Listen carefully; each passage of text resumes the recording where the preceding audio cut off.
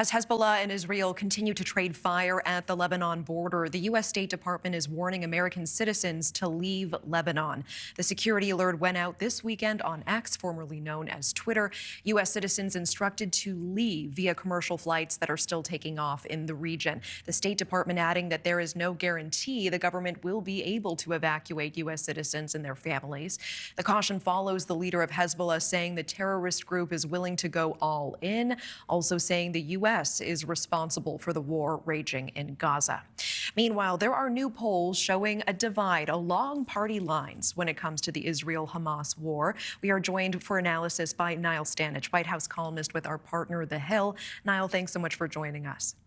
Good to be with you, Natasha. Let's talk about these polls. It shows that Democrats are almost evenly divided in their sympathy for the Israeli and the Palestinian people. Meanwhile, Republicans firmly choose Israel. Is there an underlying reason for this difference? There is, and it's to do with an ideological and generational split within the Democratic Party. And one can trace this in polling over a long period of time. Traditionally, older, more centrist Democrats very much in the mold of President Biden, have had an overwhelming support for Israel. They see it as a democracy surrounded by hostile nations in the middle of a rough neighborhood. Younger, more left-wing Democrats see the whole conflict very, very differently. They tend to focus on things like Israel's occupation of the West Bank, which has gone on for decades in contravention of international law, the criticisms from human rights organizations of Israel's treatment of the Palestinians, and a number of other issues. So there's a fundamental schism there. I also want to ask you, many reacting online to a clip of former President Barack Obama. He made some recent remarks on this conflict. He says this is complex, that contradictory ideas are true and should be held together, and that everyone is, quote, complicit to some degree. He is urging the wider public to consider the whole truth, he says. Will this message resonate with the American people? Possibly. I mean, I think that in polling there is some acknowledgement of complexity within the public at large. The difficulty, I think, with those remarks in a way is that they seem to be fighting a battle against an enormous amount of polarization, that's going on, particularly in social media. I don't know what your feeds look like on this issue, Natasha, but certainly what I'm seeing is enormous amounts of anger on both sides.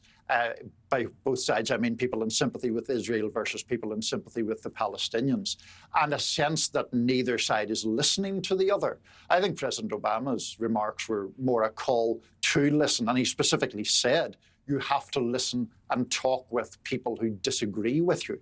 That is a trend that isn't very prevalent on social media, at least. And President Biden, meanwhile, is facing pressure from progressives in his own party, pushing the administration to use leverage on Israel to try to force Netanyahu's hand on the humanitarian issues in Gaza. Will this work? Any sign that it is already working?